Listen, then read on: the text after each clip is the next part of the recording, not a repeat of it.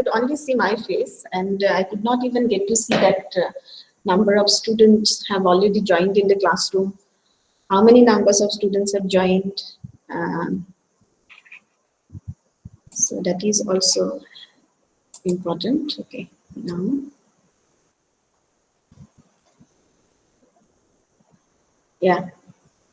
Okay, so today I will discuss about Indian foreign policy. In one class, we have already discussed about foreign policy approaches. Not foreign policy approaches, wait, the spotlight, make it this one on. Okay, recording. Okay. In one class, I have already discussed about foreign policy approaches to analyze the policy. So today I will look at different factors that will define Indian foreign policy. And when we say Indian, not Indian foreign policy in general, when we discuss about foreign policy, then it actually refers to certain set of principles and objective and determinants who helps to attain certain objectives which are being incorporated into that policy. So policy is basically, foreign policy is basically certain statement of principles and objectives which helps to define the behavior of one nation in its interaction to another nation in international front. Okay, so when we discuss about India's foreign policy, there are certain factors which is known to each and everyone. Certain factors which describe the essence of foreign policies. These factors are economic in nature, political in nature, also ideological in nature, helps us to shape the foreign policy. So if you look at this economic factor which help us to shape foreign policy, you should focus on the pre-independence era, the kind of economy our nation was having, because after Second World War, you get to find there is a complete devastation of this economy, and that economy actually required rebuilding, and hence we have adopted certain policy which help us to get aid and assistance from both the power bloc, which was created just after the end of Second World War. So we also know those power bloc as US and USSR power bloc, and in order to get the aid and assistance without any string, we have developed a different policy, and that is called this policy of non-alignment. So you could see that our economic factor of one country has a role to shape the nature of foreign policy, and at that point of time, our economy is very weak, and we need assistance, not only foreign assistance, we actually require that technical know-how, we require skilled manpower, we also need a person with specialized training, and also we get to see that our naval ships and other arms and ammunitions are basically manufactured in Britain. So we had been relied upon Britain and colonial power for the recent development, for the nation building purpose, for the development of this economy. And hence we have adopted a policy also, non-alignment is a policy, and it has got a different philosophy attached to it that I'll discuss. The philosophy of neutrality and philosophy of, you say, this is called non-attachment and non-aligned to any of the power bloc, and that is entirely based upon the principle of self-rule. So here what is important is the principle of self-rule, and that is another philosophy, and that will come under this economic factor. So if we discuss about different factors which has different factors which have determined the nature of foreign policy. First is the economic factor, as I have told you, and in order to build a nation, in order to develop a nation, in order to promote a growth, we need aid, assistance, technological know-how, we need manpower, and we need skilled trainer, and hence we had to rely upon the aid and assistance of the uh, countries and aid and assistance of the big power and developed nations. So that has further uh, lead us to form a policy, and that is called, non-alignment policy. Okay, so these are the factors which are known to each one of you, and that I actually know. You know about different ideological factors which also help to shape India's foreign policy. And you see, foreign policy has been usually uh, a constant, and it doesn't change repeatedly just after the change of political party uh, in that ruling elite. So you get to see that in terms of the uh, designing and determining factors which actually to uh, lead to result a very strong foreign policy. So ideology is one of the determining factor, and when you say ideology, we have a rich political tradition here in India. So that political tradition, when you say rich political tradition, basically our foreign policy reflect a very democratic outlook, and also our philosophy, which is based on that Gandhian values, and also philosophy which is incorporated from Dharmasastra, and even you see from that has also incorporated in the foreign policy. There are certain factors like equality of means and equality of ends, which is equated with realist perception of understanding the interrelationship between the state. So when you are talking about equality of means and equality of ends, that has been one ideological factor which we derive from the uh, rich political tradition and rich cultural heritage of India, and that actually said that we need to adopt good means in order to get good result. In fact, this has been ensured by realists also, that realist who actually advocates against war, aggression, is the prime factor in order to uh, win over other nations, in order to rule other nations.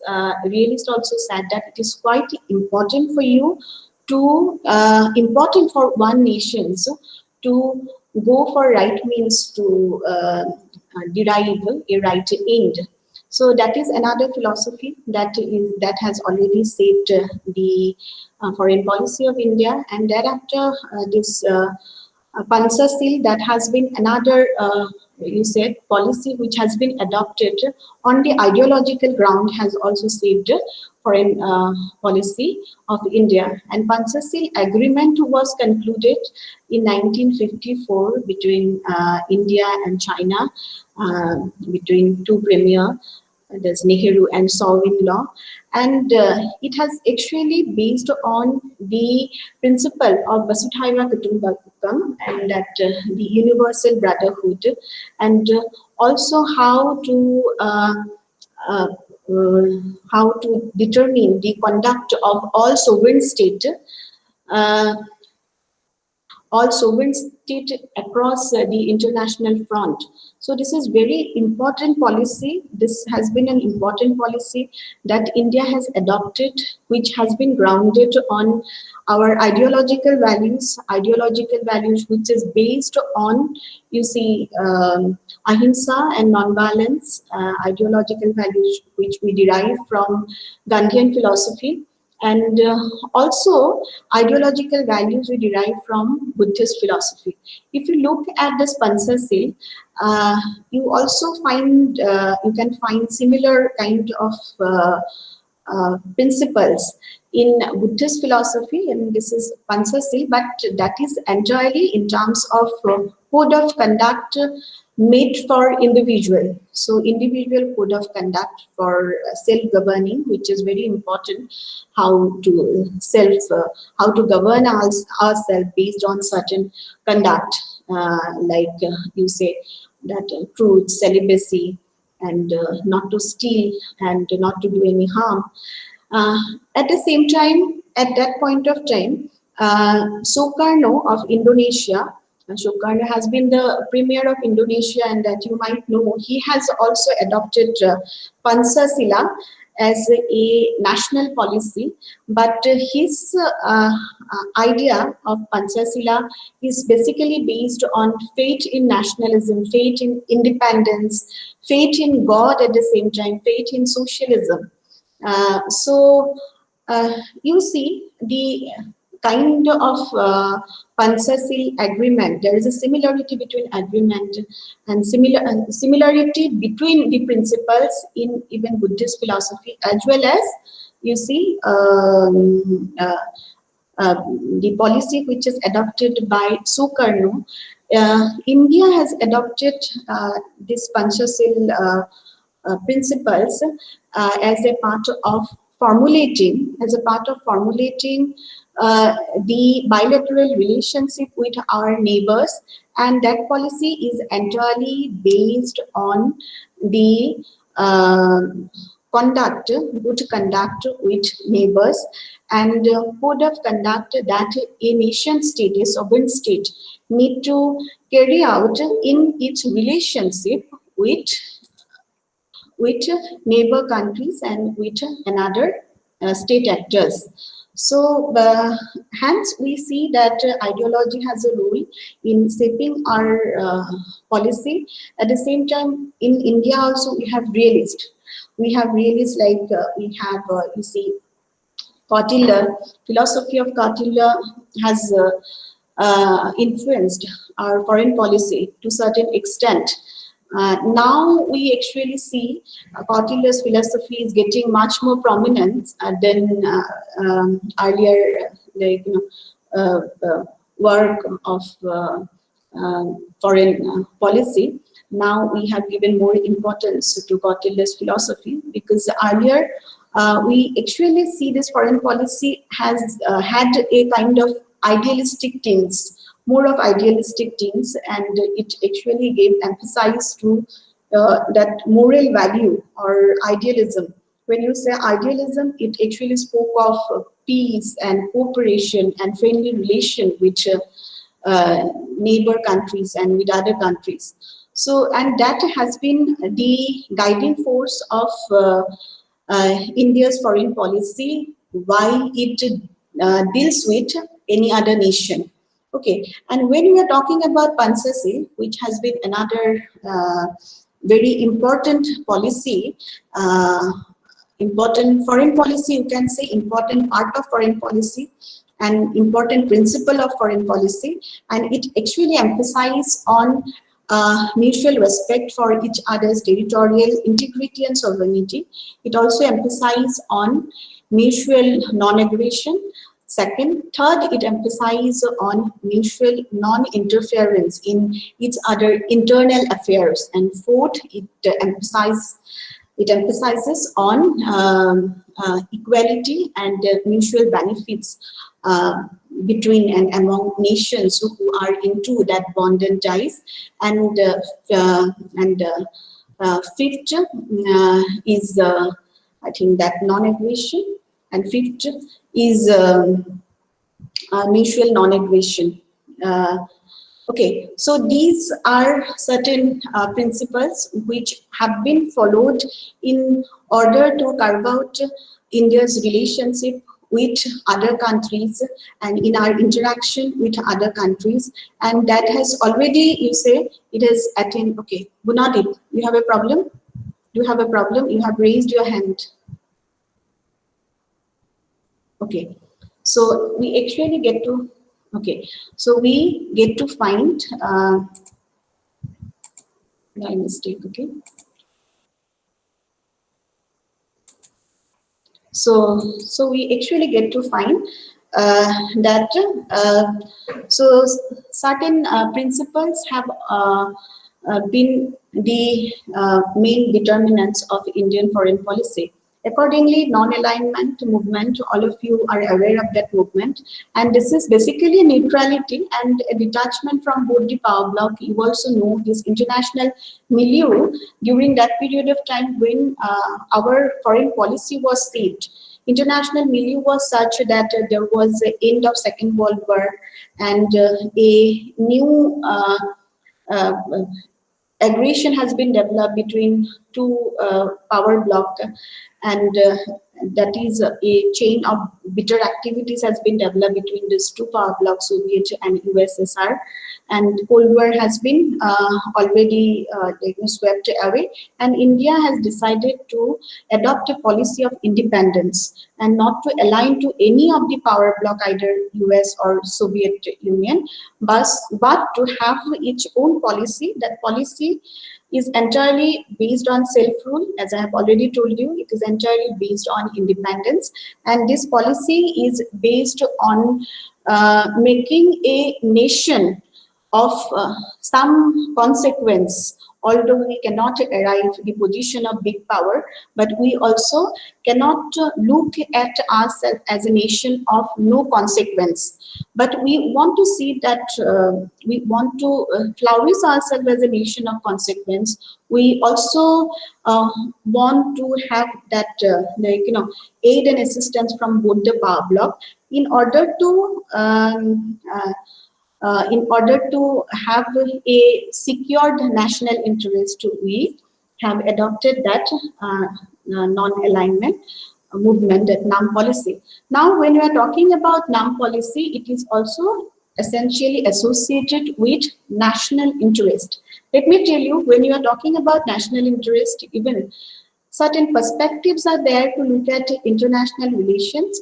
So realist perspective to look at international relation has emphasized upon national interest. Okay, so that we will discuss later. First, I will say how NAM has happened in 1961, that NAM has been formulated in Belgrade uh, by the initiative of Nasser Tito, Egyptian Premier Nasser, and Yugoslavian Premier Tito, and Jawaharlal Nehru. And it is based on an emotional decision also. That emotional decision is that for India, it is entirely, NAM is also entirely emotional as well as rational.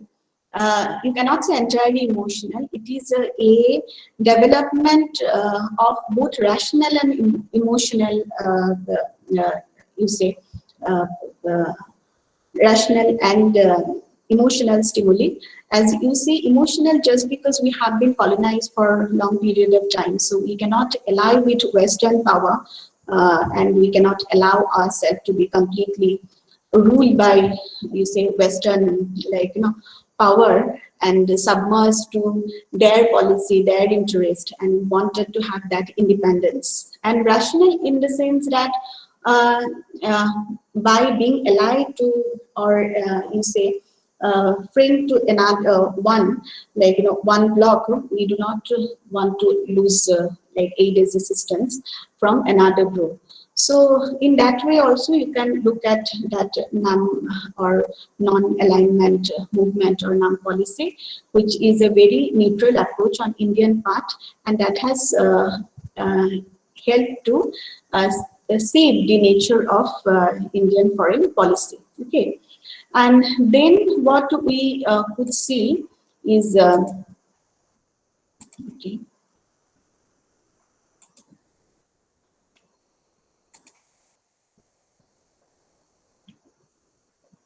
Okay. Uh,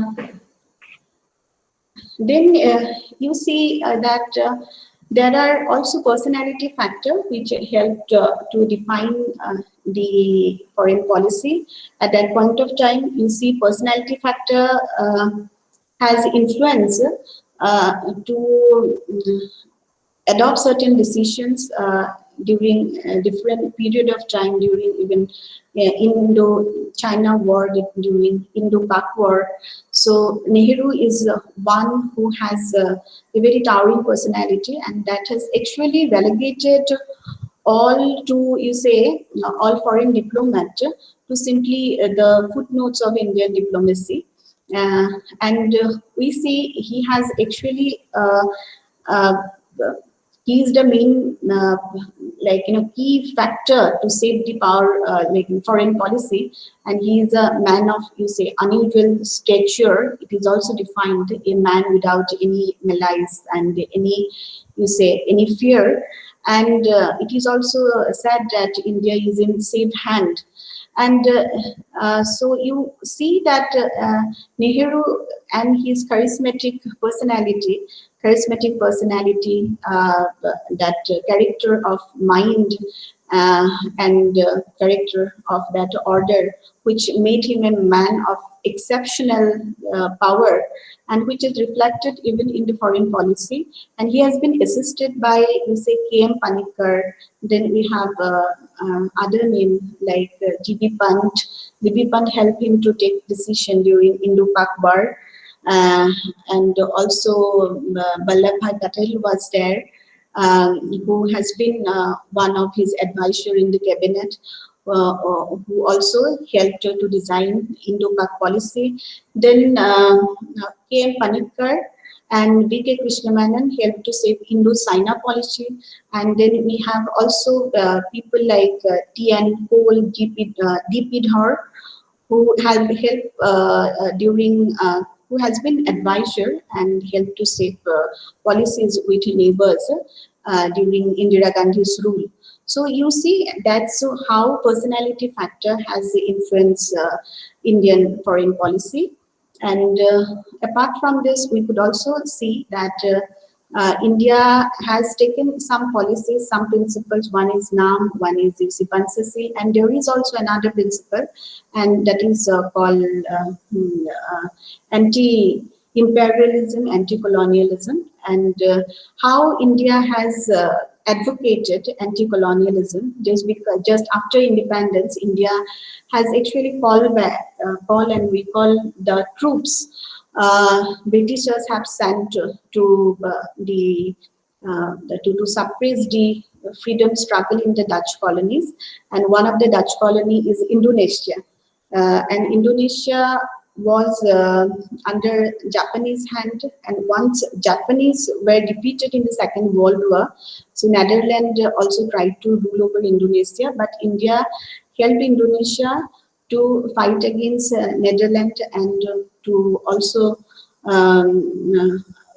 also helped in finding membership in United Nations. And accordingly, India also helped newly emerging nation in African countries in getting membership in United Nations, and in that way, it has also helped in the decolonization process. And India severely criticized the South Africa's rule in Namibia. Namibia has been under South Africa's tutelage for long. So India also spoke in favor of Namibia. So in that way, it has actually India has shown its stand against colonialism. Okay. At the same time, we could also see that India's policy regarding this racialism, everybody knows that it has also, at the same time, India has boycotted its relation with South African countries, and India strongly advocated for representations of the newly formed government in South Africa in United Nations. So in that way, India has strongly advocated against all kind of racial discrimination. So these are also certain policy which has helped to shape Indian foreign policy during the early years of independence, and it has not been changed over the years. As you could actually see, the foreign policy, the main determinants and principles of foreign policy has not been changed at all. So the policy of NAM has been changed just after the end of Cold War and also disintegration of Soviet Union. There is no longer, NAM is no longer relevant as it was the result of Cold War power politics, it is said. At the same time, Panchashil, people said that Panchashil lost its relevance just because India had to face the aggression from China during 1962, and China has already violated that principle of mutual non-aggression and non-intervention to each other territorial affairs by building a road in the Asean area. So you see that from India's side, India has tried its best to follow and carry out that policy which it has been adopted, but there is a violation of that policy from Chinese side. But still, you see, Panchashil is relevant. You cannot even say that it is not relevant. But now that approach has turned to a bit realistic, as I have told you, that there are certain perspectives to look at foreign policies, and those perspectives will help you to give an idea how this policy has been formulated, and over the years it has been changed. As we have said that NAM was there for long, and most of the time that has also, NAM policy has brought different kind of allegations to India. At times USA also said that we are tilted towards Soviet Union and accused that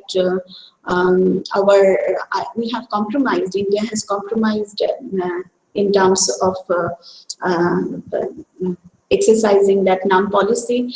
And many times we have also faced an accusation from Soviet Union saying that we have taken help ammunition from even USA during India's war with China.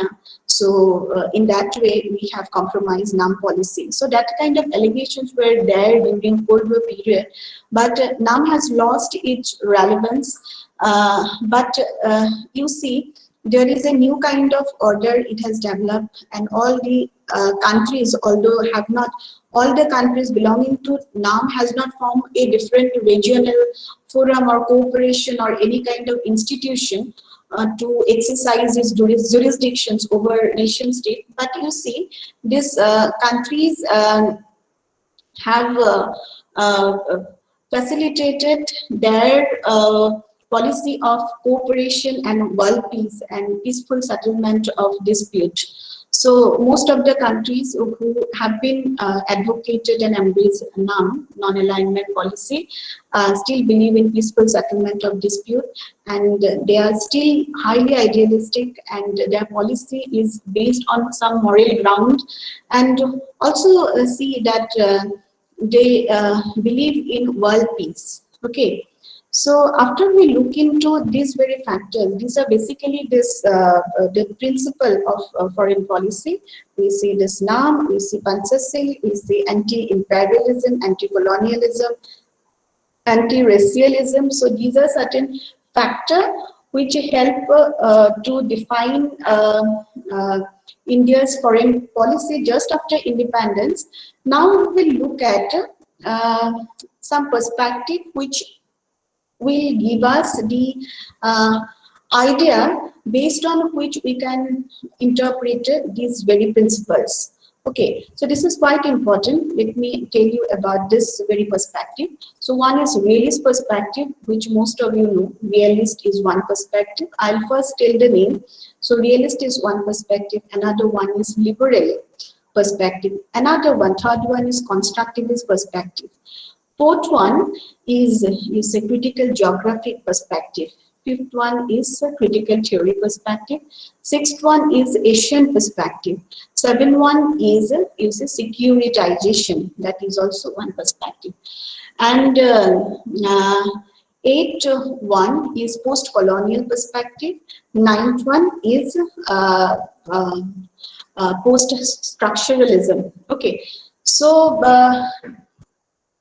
if we look at this perspective, this will help you to understand why certain policy has been taken at certain period of time.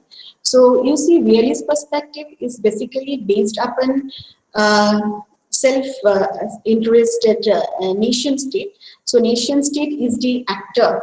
Nation state is the central actor. Who act in certain way in a very competitive and confrontational world.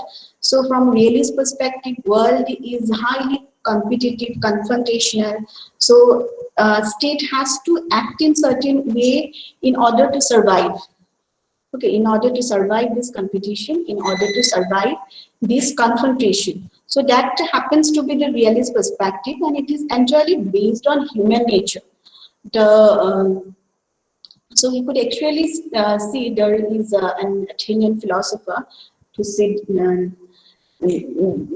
did us, I think, and then he actually advocated realism during 400 BC, and thereafter it developed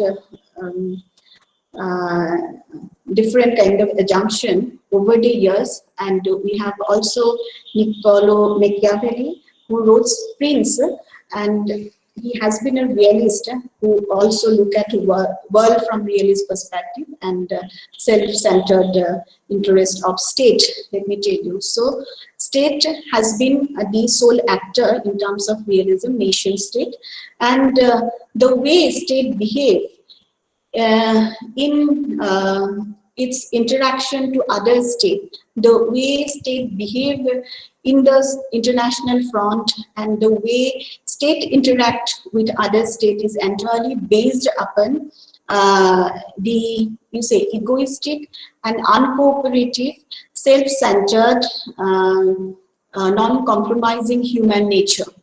So the idea of realism originated in a non-compromising human nature, and that has been the basic assumption. So in order to live in this world, in order to survive in this world, so a state has to carry out aggression and war. So realists advocated war and aggression, but you cannot simply say that it completely denied that moral ground. But you see, if you look at the assumption of realism, first it advocates that nation state is the sole actor who will carry out aggression in order to survive, and there are some decision makers who will take decision on rational ground and not on moral and emotional ground. A policy which is based on moral argument, let me tell you, a policy which is based on moral argument will result in failure. So really doesn't believe in moral and, you see, emotional argument. And it also believes that the world is characterized by anarchy. There is no one to call if there is any emergency, and hence realism believe in war and aggression in order to survive. And let me tell you that in internal politics, in domestic politics, we have different institutions. We have institutions like, you say, court, military, then we have police. So any kind of emergency, we may call these institutions to carry out some function. So as there is no hierarchy in the world politics and there is only anarchy in the world politics, hence in order to survive, state has to take a recourse to, you say, any kind of war or aggression. So that was the basic assumption of realism. And you see, and it is actually based on the political philosophy. But Kenneth Wallet, might have heard, he is another realist thinker, and he has given a different perspective, that is social scientific perspective to realism, as he emphasized on structure in this international front, which helps us to define the relation between the nations. Okay, so he emphasized on the existing structure in international front, uh, uh, even the and he actually said that we should not delve deep into the human nature, unpredictable human nature, which lead act to lead state to act in certain way. Rather, there are certain structure which lead state to act in certain way. So when you are talking about this structure, you actually see that military internal structures are there, police, military, and even court, that also guide state to act in certain way. So that has been a realist account, and we will further connect it with Indian foreign policy. But before we connect it with Indian foreign policy, let's have an understanding of liberalism, which you all know, because liberalist notion has contributed to international communication in terms of advocating civil liberty, then democratic peace, and you see rule of law. So it has actually advocated international organization. It liberalist advocated international organization, rule of law. It advocates human rights and cooperation. Right, and the assumption of liberalism is that state power cannot be unchecked. Earlier, there are certain political system like monarchy and dictatorship. When state power is completely unchecked, it cannot be checked, cannot be controlled. Hence, this kind of political system cannot guarantee the right and liberty of individual, cannot protect the individual, cannot guarantee the freedom of individual. And hence, what is important on the part of political system, even liberalism advocated for a system which is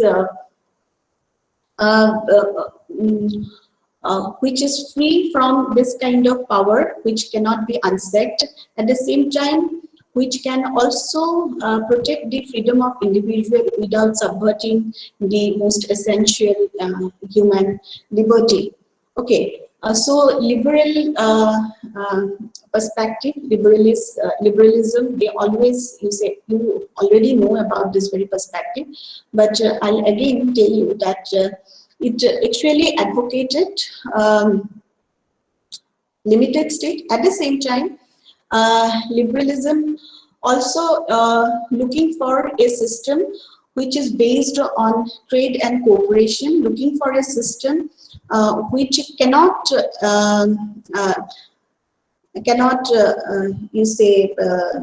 lead to cannot lead to complete abundance of and abolition of individual freedom. So a system which based on expansionism also, realism. So realism also believe in expansionism, but that expansionism is entirely militaristic by its character. It is entirely militaristic, but in liberal dimension, that expansionism is based on cooperation and trade and the rule of international organization. Okay, so hence we could say that certain norms and principles are supposed to be followed under liberalism, as it has indicated that norms related to rule of law, norms related to democratic peace norms related to abiding by the rule of international organization, and norms related to trade and cooperation has to be followed by state actors. And if you cannot follow, you have to pay the cost. So you have to pay the cost, and there are some instances also the way China had to pay the cost for its attempt to suppress the dissent, democratic dissent in 1989, and China is still paying the cost for not abiding or not, you say, obeying those liberalistic norms. At the same time, we could see that USA, in fact, had to pay, had to face this cost when USA need to invade Iraq without by taking a very unilateral decision without asking or taking any suggestion from international organization. So the whole world and different state actors has started looking at USA you say, it has started looking at USA in an unfavorable way. So in that way, you see, when certain norms which have been advocated by liberalism is not followed, its nation state had to pay the cost. Okay, and thereafter another perspective to look at world politics is constructivist perspective, which is very, very important. If you look at this constructivist perspective, it says that nation state is not the only actor which will determine the relation between the state, but when we are talking about international relations, when we are talking about communication, international communication, what is primary factor is the social construction of you see, reality. So according to constructivist, there are certain identities, national identities, and certain national interest, which takes precedence. Certain interest and identities takes precedence and go hand in hand with certain norms, and that has created the whole structure. So constructivist actually spoke about national identity, which is facilitated by national interest of one particular state, and that identity has been constructed by different kind of, you say, different kind of preference, interests, norms, and customs in the society.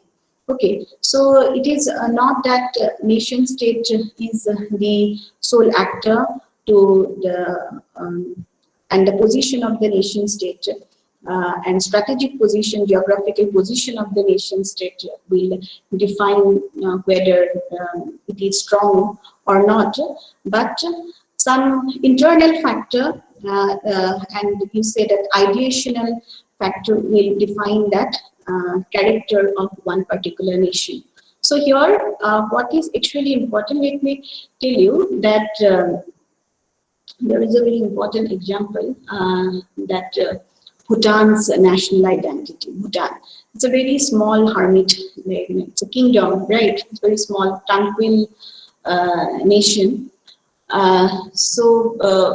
Bhutan, the way realists look at Bhutan is that Bhutan is simply a buffer zone between India and China, and it has been very sensitive geographically, but it doesn't occupy any position of significance just because it's a very small state and it is completely dictated by China in the north and its border touch India in the south. So it is a buffer between two competitive big power, and that has lessened the significance of Bhutan across the international front. So Bhutan is a state of no significance at the international front. because that is the idea of realist. But from constructivist perspective, Bhutan has its own identity. You see, Bhutan has developed its own national identity based on certain norms, based on certain regulatory norms and certain prescriptive norms and certain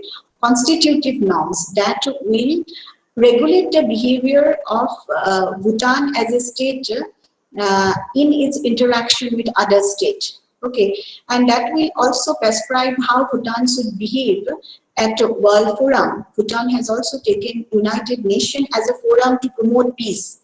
Okay, so in that way you can say that Bhutan has its own identity and own national interest. Once Bhutan has been has faced the aggression from China, because China also wanted to include Bhutan in their territory, and after it intruded into Tibet, then Bhutan has already closed its dealings and closed its border, sealed its border with China, and it has tilted towards India. And India-Bhutan Friendship Treaty, you know, it has been formulated in 1949. But thereafter also we have a very cordial ties with Bhutan. So I'll discuss about Indo-Bhutan relationship later on. But you see, the way Bhutan has closed its border with China and it is tilted towards India is entirely based on its national interest. So national interest of a small state is very different from national interest of a big state, you know. So when you are talking about national interest of a small state, basically it will look for survival point of view. Apart from survival point of view, it will also think how to maintain its own identity. And that is based on constructivist idea. And India also, when adopting this NAM policy, the perspective through which India looked at this international front was entirely, you see, constructivist. So NAM policy is very positive and it is constructive. It is not at all negative and pessimistic. So realism is highly pessimistic, excessively pessimistic policy. It doesn't see anything except war, aggression, and intervention. So when you are talking about NAM policy, it is based on that constructive idea that we need to have that independence and self-rule.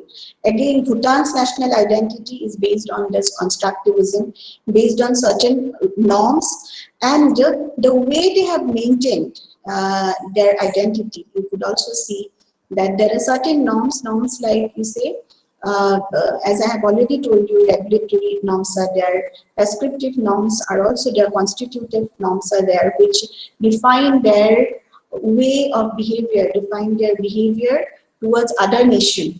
At the same time, that also regulates their policy and code of conduct, regulates the code of conduct of the people and the citizen within the nation. Again, there are certain norms which have been announced by the government, which are gradually accepted, and it is also internalized. So like Bhutan, the acceptance of the language, acceptance of this Bhutanese grace like Ho for king and Kira for women and this queen will have to be like, you know, wore by king and queen. So for male there is Ho, and that is the dress code, and for female there is Kira, that is the dress code, and that has become a norm. Wearing that dress has become a norm. And also Briglam Namchaka, that basically the dress code which they have accepted, and that's how it has been internalized in the society. Okay, so so you see that the way we look at the reality is completely different. Suppose we see that making of 500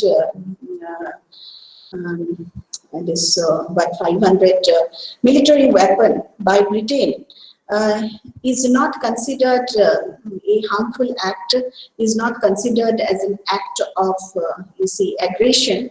But making a 5 weapon by North Korea is considered as an act of aggression. Because of that ideational factor and ideational structure, that means what constitute the idea and belief of the audience, world audience, and what constitute the idea and belief of other actors and state actors of the world. So that what has been delineated by constructivism. And then also we have Asean Perspective. Asean Perspective, if you look at Asean Perspective to look at international relation, it actually says that there is a policy of relationality. So it emphasized on the policy of relationality. That has further emphasized upon the fact that that opposite can coexist. Okay, so it has got a different kind of orientations. So we often look at world politics from European perspective, right? And from European perspective, to look at that politics, we have philosophy like John Locke, Hobbes. But here we have philosophers in Asia. We have also philosophers like Kautilya, like Nishada Kitaro, then Akamatsu, and Kaname, and from Japan. So they spoke about this, they emphasized on the policy of coexistence of opposite. So it is very, very important, coexistence of opposites. Okay, so that means in relationality, all state actors are in relation with another, and conflict is unavoidable when there is a relation between two states. But even after there is a relation, there is a chance for cooperation. There is a chance for friendly relation and a continuing, ongoing bilateral relation. So, and that has been highlighted by our relationship to kinship, the way we respect our elders, and the relationship between father and son, the relationship between rulers and ruled, and that theory of relationality, and also this coexistence of opposition are actually based on, you see, the Confucius theory of harmony, because if you look at this Confucius philosophy based on that harmony and peace, and also able statecraft, which can facilitate an ongoing relationship between this conflicting state. Okay, so there is an example also of this theory of relationality, and that is reflected in the so that is there is an example. You see this the confrontation between Philippines and China over this series of series of islands in South China Sea. Okay, so China and okay, I will continue. Okay, although perhaps one hour has already been passed, but I'll continue. I'll finish this because later on, every day there is one problem or other problem I must have to say. So tomorrow also I'll have a presentations, and in the second half I'll have to take a test with another group of students, and hence I'll continue. So it will get recorded if you don't want to attend also, so it is fine, but better at least if you students are there, so that I can carry on. Okay, so when you are talking about this Asian perspective, so it is actually based on theory of relationality. It is based on the theory of harmony and able statehood. To continue that relationality even if there is conflict, even if there is, opposition and confrontation in between these nations. And there is an of the confrontation, example of confrontation and relation between these Philippines and China. They have a historic ties, and both countries have claim over, as I have told you, that they have territorial competitive claim over a series of islands in South China Seas. And by 2016, claim of China has been rejected by Permanent Court of Arbitration, uh, and hence China also lost a battle in that way. And there were speculation across the world that it will lead China to carry out military intervention in Philippines. But that didn't happen. Rather, they have created opportunity for economic cooperations, and more trade has been facilitated between two countries, and they have developed infrastructure through which they can harness the power of those island and river, and to utilize in their like in everyday purpose. So that is a kind of theory of relationality, which has been which looked at the coexistence of opposites. So even if there is conflict, but cooperation will go on. So that can also can be reflected, and same can be reflected, same can be seen in regional alliances. We have been a part of regional alliances like SAARC. Okay, and these regional alliances have been formed based on commonality of interest, and based on our civilizational ties, based on our geographic proximity, based on economic, military interest, and also some cultural similarities. Right. At the same time, it has demanded to transfer our loyalty, transfer the loyalty of one state, transfer the activities of one state to a non-state institution, and that is what a regional alliance or or that forum, and which can possess its jurisdiction over all other actors who have participated into that forum. So you see, in that way, it will facilitate the development of neighboring countries, and it will also facilitate a collaborative understanding and common understanding of world problem and world challenges. So that is quite important, developing a common understanding about different challenges that the world has faced. But at the same time, it doesn't lead to end of conflict between the members who are part of that alliance. As you see, realism also spoke of alliance, but the way Asian perspective looked at alliance is quite different from realism. Realism is entirely based on balance of power and deterrence. So these are two prudent strategy in realism. So one is balance of power, and another one is deterrence. These are very two important strategy of realism. And balance of power, which will help to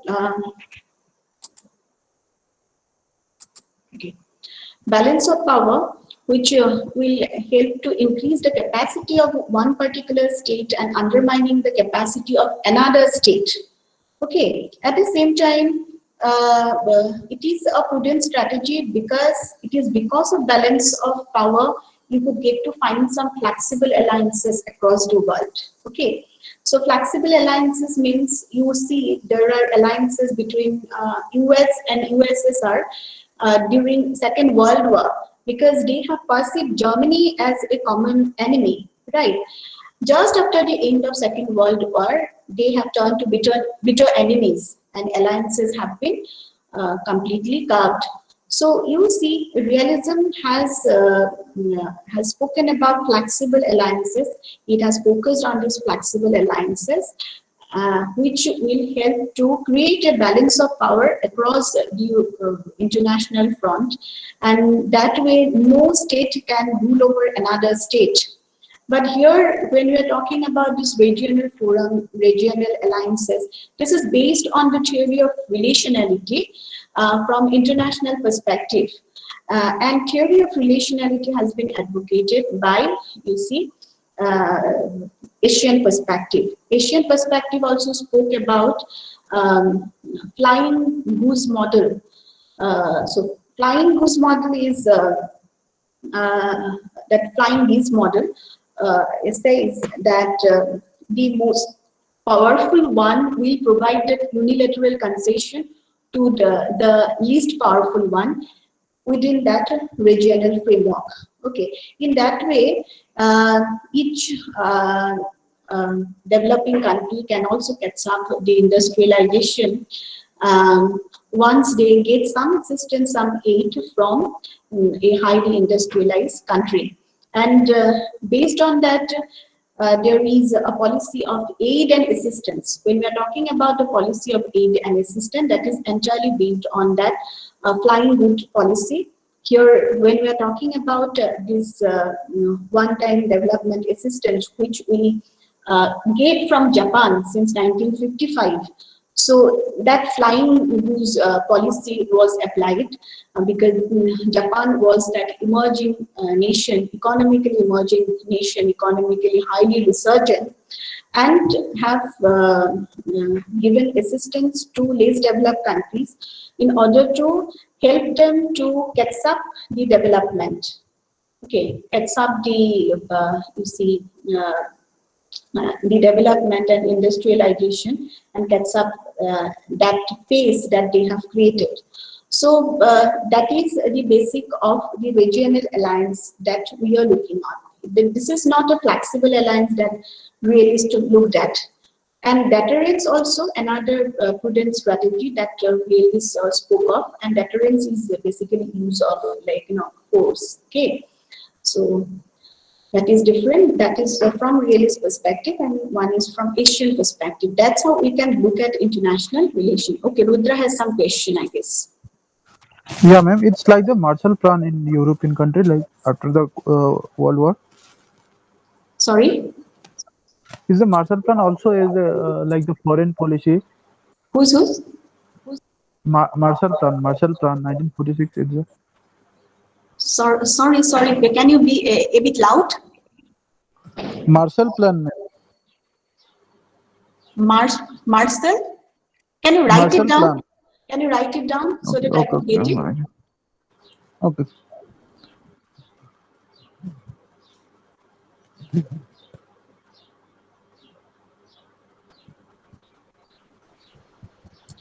Yeah, it's a realist policy. So when you're talking about that, we will not discuss about Marshall Plan, but yeah, Marshall Plan is also a realist policy. But many times where you see it is actually based on that aggregations and expansion and the lays on cooperation, you know, uh, and uh, the realist way to look at international relation is completely, you say, pessimistic, as I have already told you. And it is entirely based on that expansionism, war, self-interest, and balance of power, as well as that deterrence. So use of force is must to survive in that world. And also you see that I'll come to it later on. But when you are talking about Marshall Plan, you have to explain it, what it is. You explain it once, Rudra, Yeah, ma'am. you It's explain also it. known as the, yeah, ma'am. It's also known as the European Recovery Program. was US was to providing aid to the Western country to after the devastating of World War II. So, see, when you were talking about some kind of plan, um, it can be looked at it from liberal dimension also, and imperialism is a kind of policy which is basically a part of liberalism. So it is from realist perspective we cannot even understand that imperialism, and any kind of assistance for these developing countries not necessarily looked at from Asian perspective. But you see, when we look at US plan and policy, there are also different perspective, like we have uh, post-colonial perspective. We have also critical geography perspective. Apart from, you say, liberalism, to look at different kind of activities of world actors, why they have done this. And there is no single definition of this kind of behavior and this kind of activity. Let me tell you. So, but you see, suppose alliance is one kind of, like, strategy which has been advocated by realism and which has been advocated by Asian perspective also. But the nature of alliance varies in terms of both this perspective. But when you are talking about Marshall Plan, that is a policy of, you see, uh, I do not say that policy of expansionism, yeah, policy of expansionism, not necessarily policy of cooperation. In that way, it will come under liberalism perspective. And also from critical geography perspective, it has created a different space altogether for certain nations, okay, across the world. When we are talking about different space that has been created and facilitated by international community and by even big power for the smaller nation, through which they can gain, and they can gain, that gain may be absolute gain or maybe relative gain, is also a kind of, you say, result of interaction between policy. Okay, so when we are talking about here, again, I have, like, come across another dimension that is called critical geography. So critical geography actually it helps us to understand the space that different countries are having, like different third world countries are having different kind of space. At the same time, different communities, suppose the indigenous communities, they have also created a different, a separate space for them with the help of council, the formation of councils and their role in that councils, and also formation of different alliance. Okay, so it actually advocated, very simply, very briefly, I'm telling you that it advocated that uh, that that that space. Okay, and also we have critical theory. From critical theory perspective, it actually based on this communicative rationality, which derived from Habermas, importance of dialogue and communication in order to uh, uh, assert some right, which is very, very important. So that is also another way to look at various activities of world politics. So market, okay, Marshall Plan is basically, it is, you can bring it in liberal perspective. So as US has provided this aid, and many kind of activities of US we can look it from critical geography perspective and from liberal perspective. And expansionism is there, but it is basically a part of their imperial attitude. So through cooperation, through even providing that opportunities, they try to create an hegemony across the world. So that was basically the idea. Okay, because okay, it is no longer related to realism, because it is not related to war and aggression. Okay, anything else? No, ma'am. Okay. Yeah, anything else? No, ma'am. Yeah, Rudra. No, ma'am. No. Okay. Okay then. You have understood whatever I have discussed. It has already been recorded. So anyhow, if you find any problems, so you can also consult with me later on. So basically, we have discussed about certain factors which help to shape Indian foreign policy. First, as I have already told you, economic factor is there. Then there is also ideological factor, and uh, different the factor related to international milieu. International milieu also helped to shape the foreign policy at that point of time. And historical factor, another important factor is geography, which has put India into a very strategic position just because we have 2,500 mile coastal frontiers, then 8,500 200 land frontiers. So, and it has given a strategic advantage just because we have that Indian Ocean, Bay of Bengal, and you see Arabian Sea at southeast and southwest and east side. At the same time, India, has been a kind of Asian breeze just because all the air routes and all the other kind of naval activities has been carried out through India.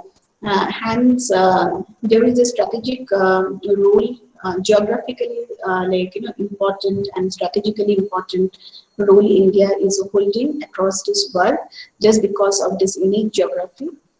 Um, then another important factor which we have discussed is the importance of history and geography in shaping this Indian foreign policy.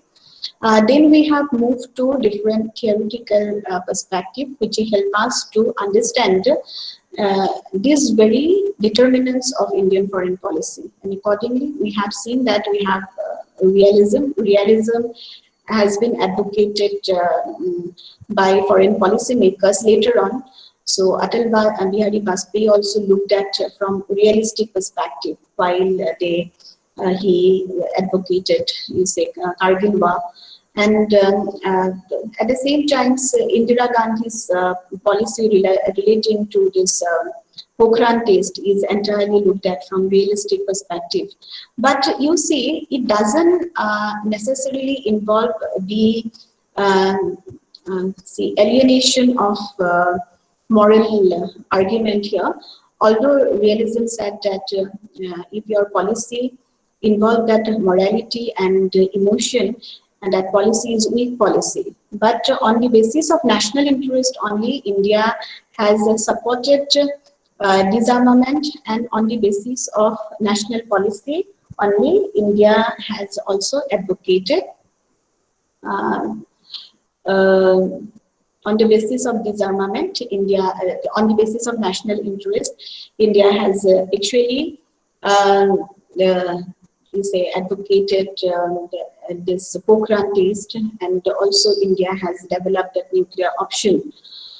So at one point of time, India hasn't sacrificed its moral grounds. India hasn't sacrificed that this emotional ground while developing this policy. Okay, so this is all. This developments are quite important, and these developments at different period of time has given a different outlook to Indian foreign policy.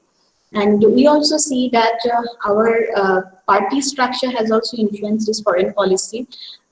In the initial days, uh, there are not many political parties, and Congress has already dominated and ruled the Indian politics until 1967, 69. So at that point of time, we actually, India was fortunate enough, even this ruling elite was fortunate enough to get this party support from different, party support, you say the support from the member of parliament in all the policies that have been adopted.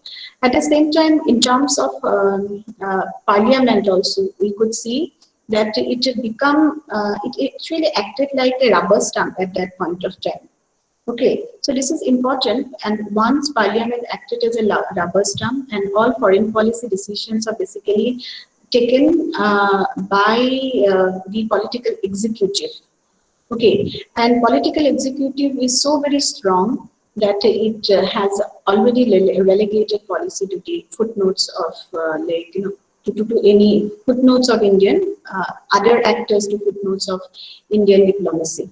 And there is also a division, external ministry affairs.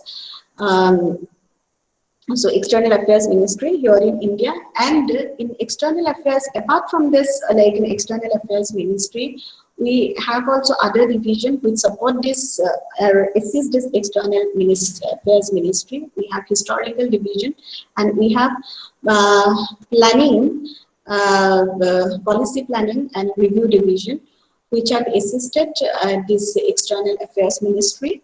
And there are also administrative head like foreign secretaries who are assisted by general secretaries and deputy secretaries and other secretaries to carve out any kind of foreign policy. So these are also quite important factor, but in the initial days, foreign policy was basically based on common sense of the ruling elite and less on any kind of institutional apparatus. So in one class, I have already discussed about role of institution in carving out a policy. So various advisories which has a role in carving out the policy. Okay, the advices, suggestions come from one particular institution. And one body has also helped us to study one particular policy. But you see here, in the case of Indian foreign policy, we do not have a very forward-looking institution, and most of the decision has been taken hand-to-mouth basis, and that is entirely, you say, adhocism approach. But gradually foreign policy has been highly complex, and it has been multi-dimensional, and hence this, just because it is multi-dimensional, it is very, very complex. It's very, very difficult to entirely rely on this common sense of the leaders or the ruling elite and the ad hoc approach of cabinet and political executive. Okay, so that is a concern because they have also influenced the foreign policy parameters. Okay, and then we have discussed about other perspective. Asian perspective is quite important. It is different from realist perspective, which has been stretched by, you say, enlightenment thinkers. Like we have realists like Hans Margant, who is their E.H. Carr, they are realist actually, and Kenneth Walls, they are realist, Cotilla, they are realist. Idealist is a different like, you know, approach to look at politics, world politics, as it has emphasized on moral ground. And liberalism has actually advocated democratic peace, international organization, and cooperation to a certain extent. So there are certain steps which has been fall in between realism and liberalism. Okay, the way some policy has been adopted and how it is executed. So you see that it will fall within this realist and like liberalist notions. The time Mexico has been you say invaded by USA, just because certain soldiers has been detained. American soldiers has been detained by Mexico government. So Woodrow Wilson's role to deploy troops in Mexico and to Mexico and invent like, you know, and invade Mexico is has been like a realist approach, but at the same time we can also look it from liberal perspective. And later on he also withdraw his troop and create a like policy of cooperation and try to install democratic government. So you see, certain decision of US in terms of invading, decision regarding invading Iraq, entirely realist stand, but they have to pay the cost for this, and that has created an unfavorable condition in this world front, right? And just because US did not follow the liberal norms, as I have already discussed, that liberalism advocated certain norms and it is supposed to be followed by all the state actors who are in favor of liberalism.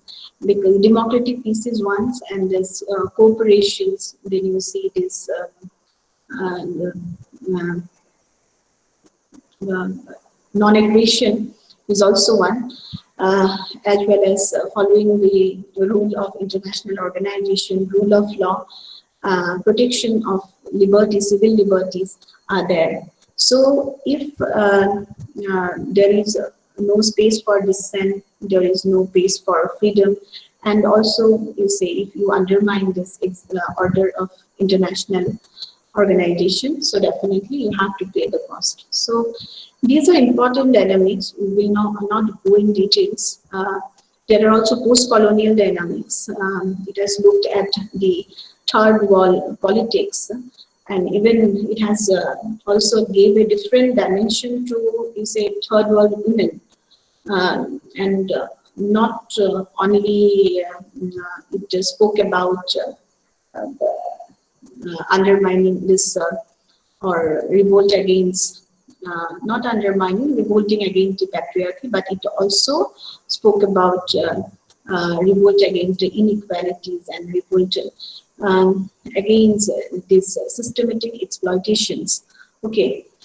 On women. So post-colonial perspective has given emphasis on the oppression and exploitation which has been facing by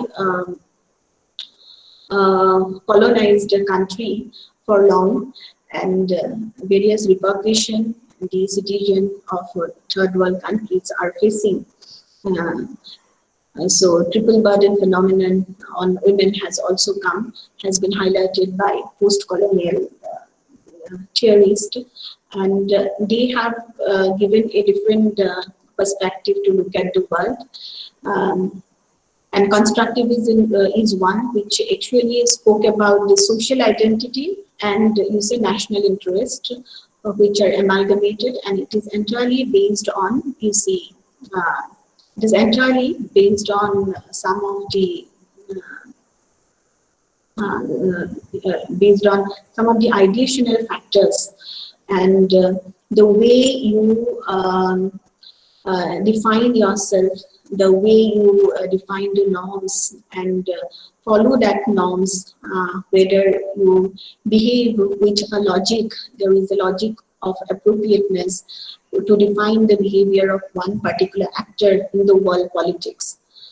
So that is very, very important, and that importance of social force to construct the identity instead of state as an actor to construct the national identity.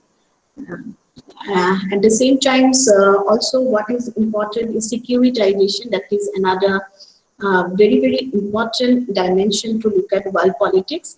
And you see, the securitization is basically emphasized on the way we create a narrative among the world audience, for world audience, among world audience and for world audience, regarding security issues, and raise one particular issues, lift one particular issues above politics. So creating an issue and make it a threat perception or make it a high security issues by some security agents is what securitization is all about. So it basically deals with framing of certain issues, framing of low priority issues as high priority issues, making low priority issues high priority issues, and framing in such a way that it becomes a threat for some section of state or some section of community. So that securitization has also created us and them, and that is also another way to look at world politics, look at the interstate relation, look at this bilateral relation.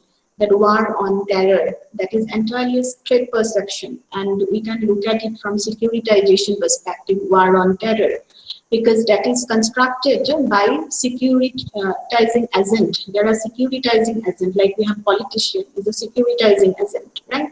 We have also in say military, we have intelligence service, we have immigration service, we have border guards. Okay, they act as a securitizing agent to create some narrative in such a way that will help us to develop the threat perception of one issue, and in that way one issue is lifted up over politics and beyond politics, and making certain issues high prominent security issues, although it is a low prominent security issues. Take for example this immigration, it has become a highly prominent security issues nowadays, the way securitizing agent has made it. So it is entirely a framing component of the securitizing agent. So to look at this world politics, apart from this, the way Islamic states are looked at with suspicion, the Arab countries are looked at with suspicion, just because they fit to one particular profile, they are supposed to get a different kind of behavior. So that has been that has characterized the interaction between different countries. So that is one way to look at. Okay, so these are some of the theories that I have discussed with you. So if any question, okay, is there any other question? No, ma'am. Okay, No, ma'am. okay, okay. Then I will end today, and I'll take next class on Saturday, if possible. So Saturday, I'll tell you the time. At one point of time, Ma'am, I'll the arrange test you it. told, what will be the mode of the test? Online mode. No, ma'am, I know Online. that, for example, it will be like any other exam, or you will be like as you told yesterday, that you will be giving the questions and then we will be given certain time to answer that. No, no. That is entirely, as I have already provided you the format also, you will be given 3 questions. Out of 3, you are supposed to attempt 2. Okay, ma'am. Okay.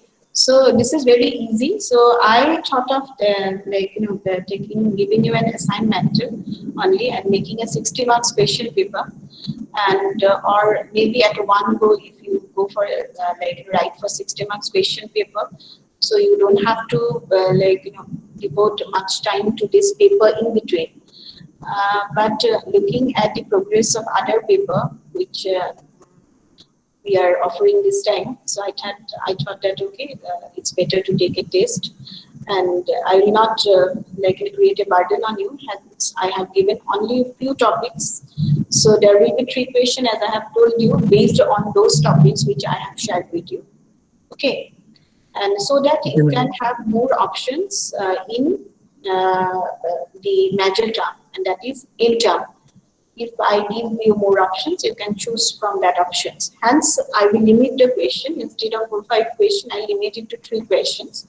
And I have also given Sashwati ma'am's lecture because it is very elaboratively articulated on the international communications. He has discussed about cultural industry. Perhaps he has discussed about this communicative rationality also. I forgot what was there in the video, but she has discussed about cultural industry that I could remember.